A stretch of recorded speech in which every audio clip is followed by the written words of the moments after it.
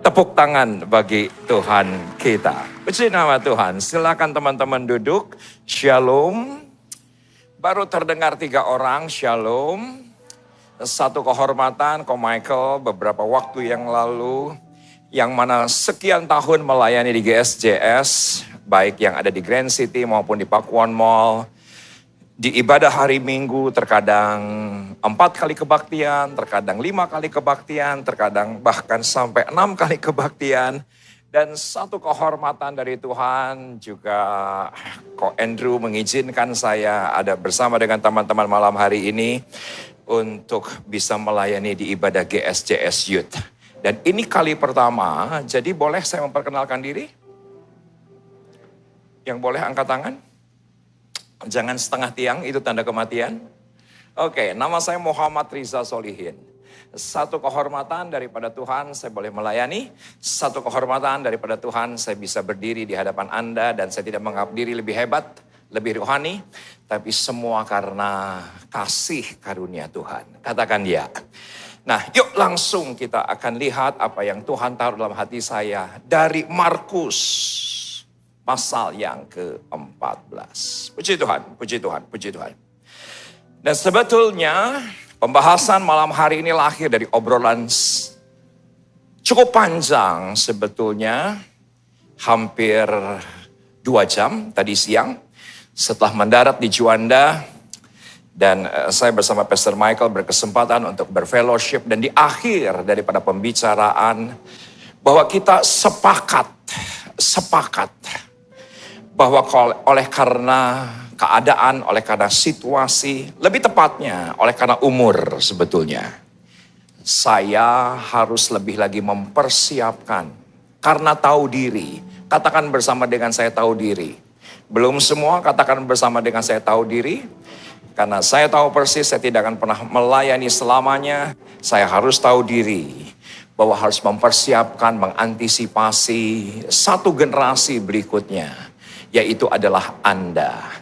Pastor Michael pun berkata bahwa memasuki tahun 2022, semester yang kedua, dia berkata bahwa aku akan mempersiapkan lebih lagi, yaitu sumber daya manusia untuk 10-15 tahun mendatang. Dan teman-teman, mungkin teman-teman gak nyangka hari Sabtu yang lalu ketika Pastor Michael, kalau tidak salah dalam bentuk talk show di tempat ini karena posisi daripada Pastor Michael ketika itu duduk, saya mendengar bahwa apa yang dikerjakan sekian tahun yang lalu. Dia buat warta, dia jemput pendeta, dia edit video, bahkan hampir semua yang namanya penata layanan daripada GSJS waktu itu ditangani oleh seorang Michael Gunawan. Dia tidak pernah menyangka bahwa satu kali kelak, dia ada pada posisi seperti hari ini. Tetapi sepakat gak dengan saya, persiapan tidak pernah berbohong. Tolong katakan dia. Persiapan itu tidak pernah berbohong. Jadi ketika Anda malam hari ini ada di ruangan ini, mungkin ada di antara Anda, oke karena saya diajak teman, oke karena saya lagi punya waktu, oke daripada saya lagi di rumah, lebih baik saya ibadah.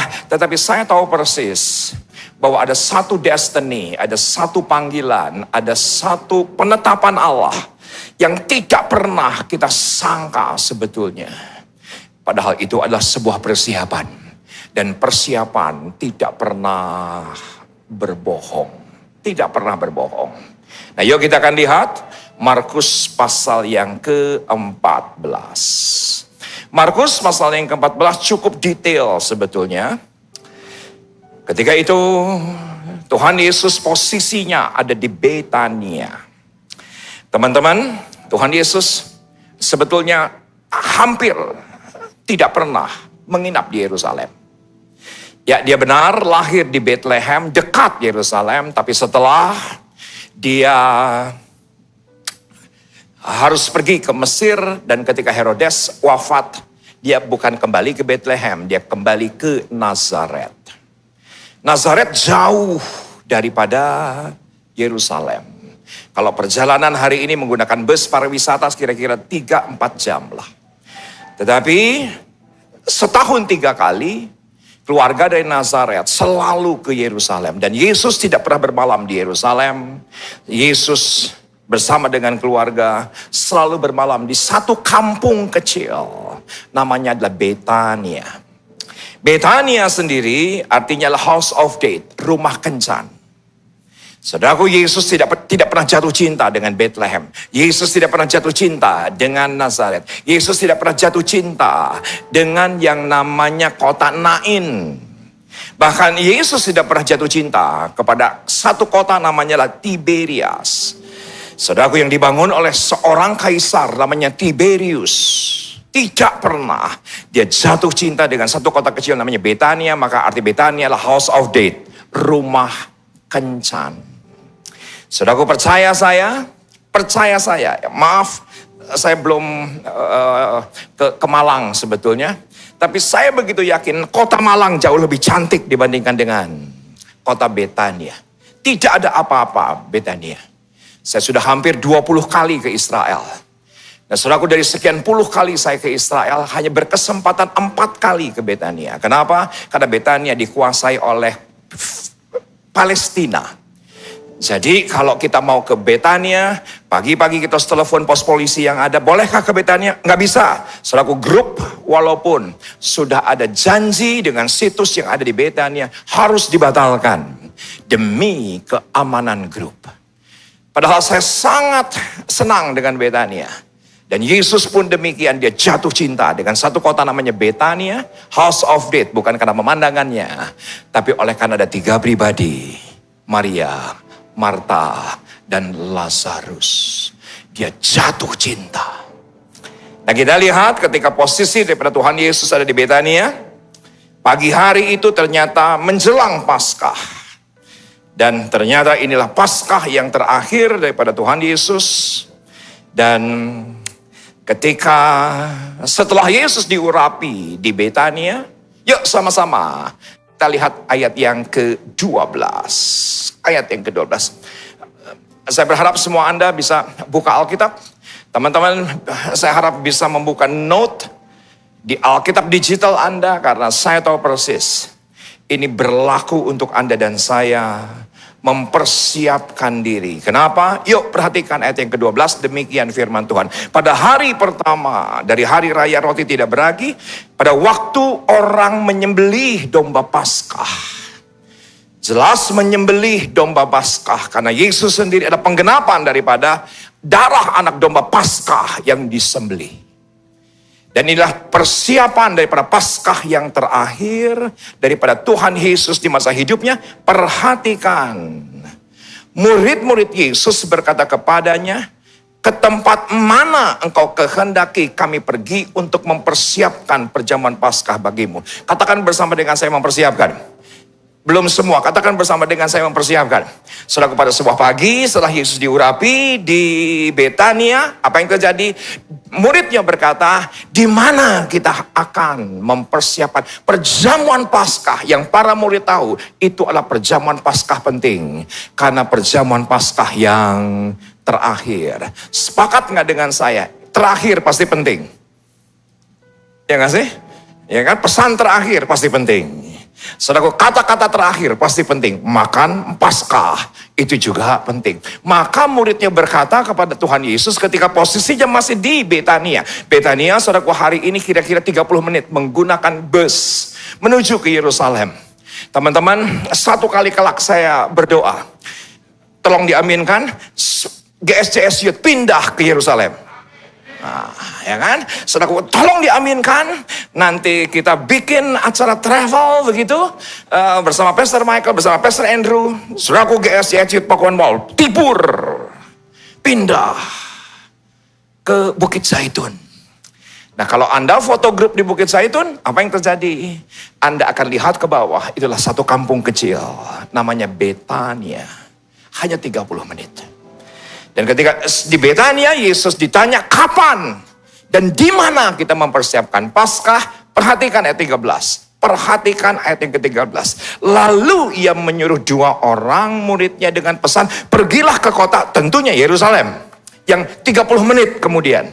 Di sana kamu akan bertemu seseorang, Alkitab berbahasa Inggris menggunakan kata a man. Jelas seseorang ini bukan seorang wanita, tapi seorang pria.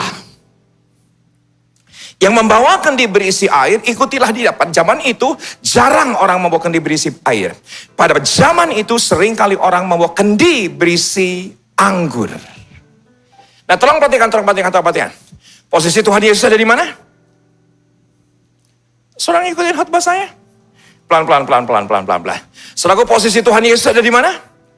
Ada di Betania. Dan dia berkata, pergi dua orang ke satu kota namanya Yerusalem. Sepakat nggak dengan saya? Tuhan Yesus nggak tahu siapa yang membawa kendi berisi air.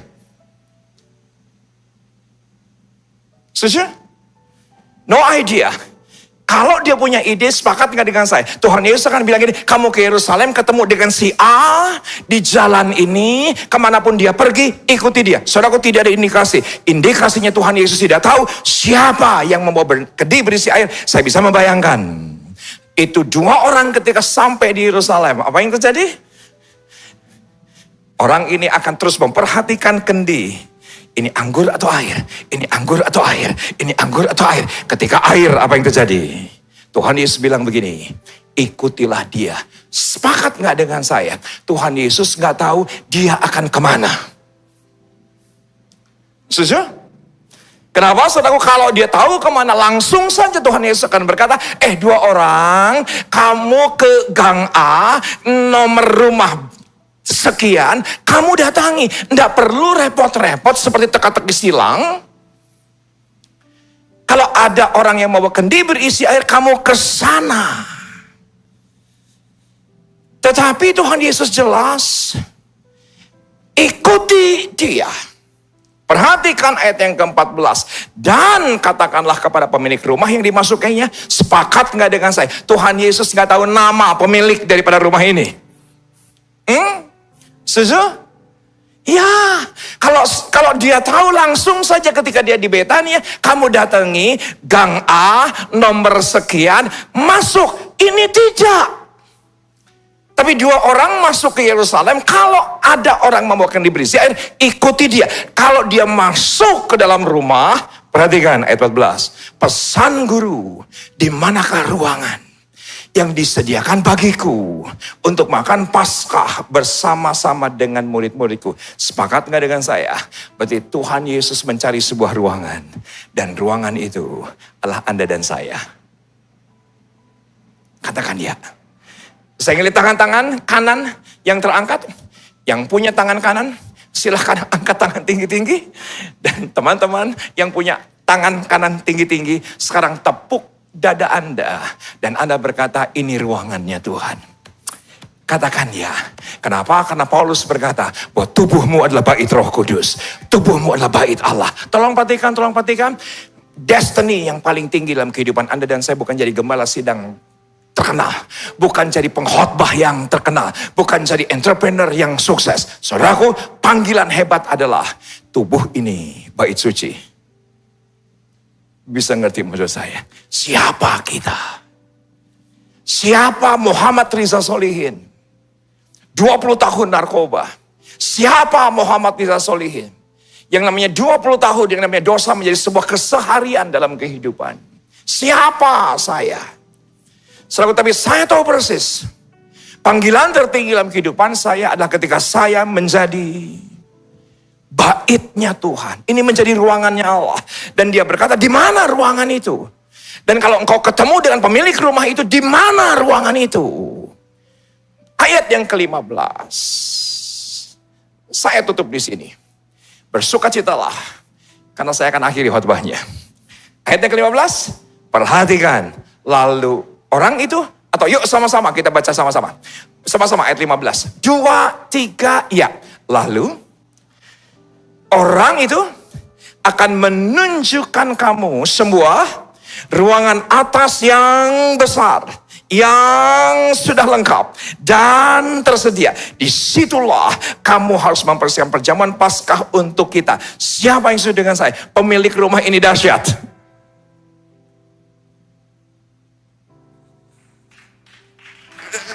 Bisa ngerti? Pemilik rumah ini dahsyat banget. Kenapa saya katakan dahsyat? Yesus posisinya ketika itu di Yerusalem, dia nggak tahu di mana alamatnya, dia nggak tahu rumahnya di mana, dia nggak tahu pemiliknya siapa, tapi Yesus tahu. Ada satu orang yang sudah mempersiapkan ruangan atas besar, lengkap, dan tersedia. Menurut saya itu dahsyat. Menurut saya itu dahsyat.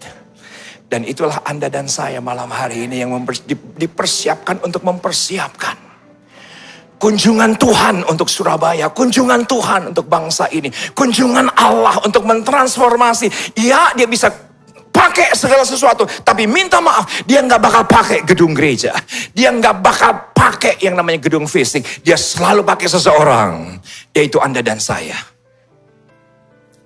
Dan Yesus nggak tahu ketika posisinya dia di Betania, orang ini siapa, alamatnya di mana. Tapi dia tahu dan hatinya sudah ditarik oleh karena. Teman-teman silahkan foto daripada slide ini. Silahkan foto daripada slide ini. Agar Anda jadi pegangan bahwa yang namanya antisipasi tidak pernah berkhianat. Tidak pernah berkhianat. Persiapan tidak pernah berkhianat. Pemilik rumah ini gak tahu kapan Yesus akan datang. Dia gak pusing. Yang penting aku persiapkan ruangan atas, besar, lengkap, dan tersedia. Katakan ya. Tuhan Yesus kapan datangnya? Tidak ada ide, tidak ada schedule sama sekali. Tidak ada meeting point sama sekali. Tidak ada. Tapi pemilik rumah ini tahu. Kalau aku mempersiapkan sesuatu, persiapan tidak pernah berbohong. Antisipasi tidak pernah berkhianat. Tidak akan pernah berkhianat. Dan terus terang saudaraku memasukin pandemi, saya kelolosan dengan satu kata namanya antisipasi. Saya merasa bersalah di hadapan Tuhan. Karena sebagai pendeta karismatik, kita selalu berkata mengalir. Gitu kan. Kita sebagai pendeta Pentakosta, kita selalu berkata mengalir. Maaf, ternyata itu kesalahan besar dalam hidup saya sebagai hamba Allah. Satu kata, antisipasi. Dan saya bertobat untuk itu, untuk menjelang ke depan. Saya tahu persis, saya harus mempersiapkan diri lebih baik. Mempersiapkan generasi lebih baik. Mempersiapkan gereja lebih baik. Ternyata antisipasi tidak pernah berkhianat. Semuanya oke malam hari ini?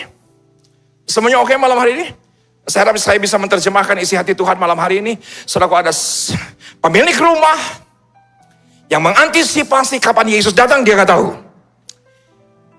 Kapan dia akan berkunjung, dia nggak tahu. Kapan dia akan melawat, dia tidak tahu. Yang penting aku mengantisipasi. Satu kali kelak dia datang, ruangan itu besar, di atas, lengkap, dan tersedia. 4 hal. Nah ini dia. Anda berkata, tadi Pak Pendeta berkata, ini ayat yang terakhir. Tapi dari ayat terakhir ini ternyata ada 4 hal. Oke semuanya? Oke, saya mau bahas 4 hal. Boleh? Yang excited katakan ya. Oke, yang pertama, apa yang Anda harus antisipasi? Bisa diperlihatkan slide-nya, dahulukan urusan yang di atas. Maka Tuhan akan urus yang di bawah. Tolong katakan ya. Karena ruangan itu bukan di bawah. Ruangan itu di atas. Bisa ngikutin khotbahnya?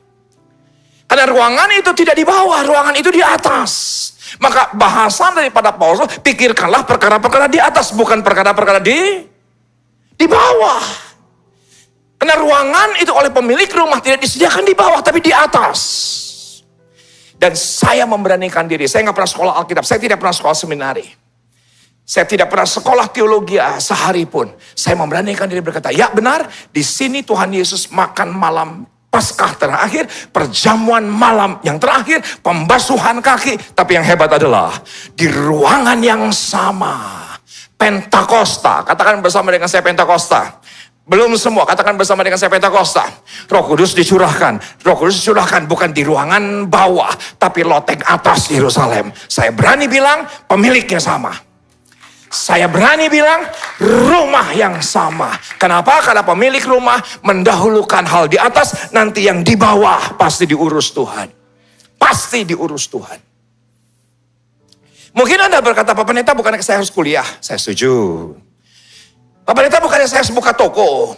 Saya setuju. Pak Pendeta bukankah saya harus ke kampus. Saya setuju. Tetapi ketika Anda memikirkan perkara-perkara di atas lebih daripada yang di bawah. Tolong perhatikan, ini doa saya. Tuhan berikan kepada Anda dan saya hikmat. Katakan bersama dengan saya hikmat. Belum semua, katakan bersama dengan saya hikmat. Belum semua, katakan bersama dengan saya kata hikmat. Saya minta maaf, bagi yang tertarik boleh catat. Saudaraku, 90% Alkitab bukan mukjizat. 90% Alkitab hikmat. Tolong katakan ya. Dalam kehidupan Yusuf tidak ada mukjizat. Dalam kehidupan Yusuf nggak ada mati bangkit, buta melihat, lumpuh berjalan, tidak ada sama sekali.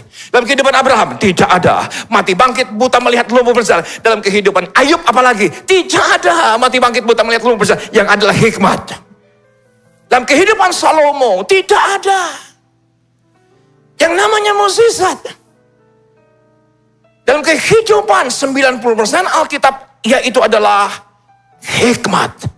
Dan hikmat kita bisa peroleh ketika kita memikirkan perkara-perkara di atas. Perhatikan. Ada dua orang bersahabat. Misalnya tinggal di, gimana ya, Kenjeran gitu ya. Maaf, di kepala saya tiba-tiba muncul Kenjeran. Tiba-tiba muncul Kenjeran. Itu yang apa, roller coaster. Rasanya udah sembuh semuanya ya. Ya, rasanya udah sembuh ya, saya minggu yang lalu lihat itu. Saudaraku tolong perhatikan, ada dua orang bersahabat di Kenjeran. Misalnya. Saudaraku berdua bersahabat berkantor di gedung yang sama. Misalnya di mana? Surabaya Plaza, let's say adalah Surabaya Plaza. Si A berkantor di lantai 3, sahabatnya berkantor di lantai 30.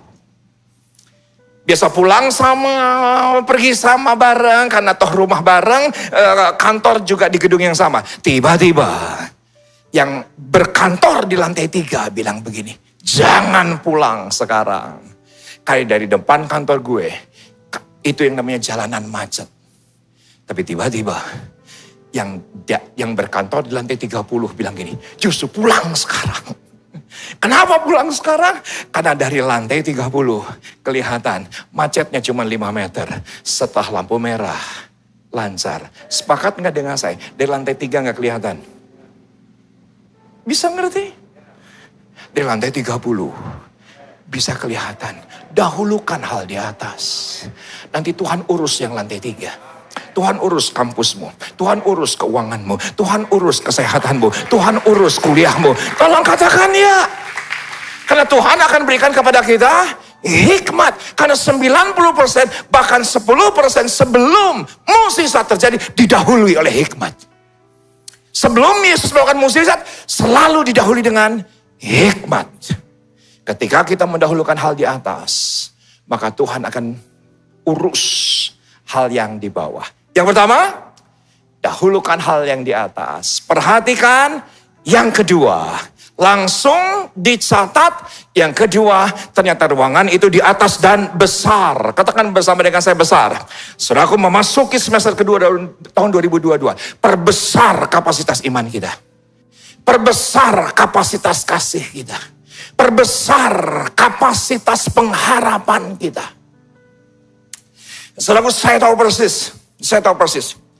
Gak gampang untuk memperbesar kapasitas. Kenapa saudaraku?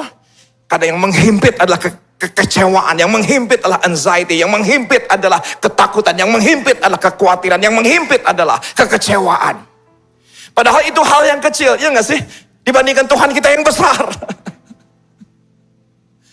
Seringkali yang menghimpit itu hal yang kecil.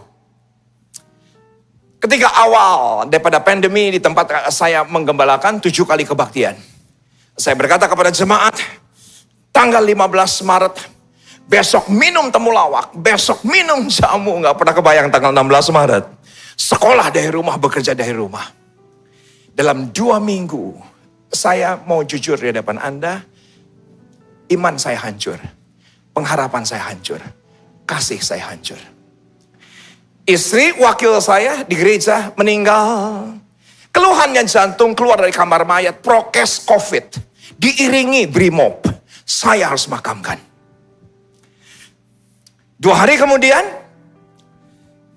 istri daripada gembala cabang gereja kami masuk diabetes, keluar dari kamar mayat, prokes COVID. Dikawal brimob, saya yang memakamkan. Dan dalam 2 minggu itu saya memakamkan orang-orang yang dekat, 4 orang. Dan yang lebih mengerikan lagi, teman-teman saya pelayanan di Bandung, jadi klaster Lembang. Satu demi satu meninggal dunia dengan mengenaskan. Sahabat saya, seorang gembala sidang, jemaat 32.000 orang. Jam 5 sore meninggal, dan mencari yang namanya peti jenazah. Tidak didapatkan, harus tunggu 3 jam. Padahal rumah sakit berkata, ini mayat harus keluar. Kenapa? Karena jelas COVID-19. Dan akhirnya di pinggir jalan, 4 jam kemudian peti jenazah datang. Itu dari ambulan ke peti jenazah, itu hamba Tuhan 32.000 jemaat. Saudaraku dipindahkan di pinggir trotoar. Saya tahu persis beritanya dan itu membuat saya hancur. Jangan ngomongin iman dengan saya ketika itu. Jangan. Jangan ngomongin pengharapan dengan saya ketika itu. Jangan. Iman saya tertatih-tatih. Pengharapan saya tertatih-tatih. Yang namanya kasih saya tertatih-tatih. Tapi saya tidak pernah bisa lupa di satu sore saya jogging. Dan ketika jogging apa yang terjadi? Sebetulnya kecil urusannya. Yaitu hanya sebutir pasir ada di mulut sepatu. Saya berpikir sederhana, lari semakin kencang, pasti sebutir pasir akan jatuh sendiri. Saudaraku, namanya juga hanya sebutir pasir. Ternyata apa yang terjadi, sebutir pasir bukannya keluar, tapi sebutir pasir itu semakin masuk dan sampai di telapak kaki. Saya tidak bisa lagi berlari.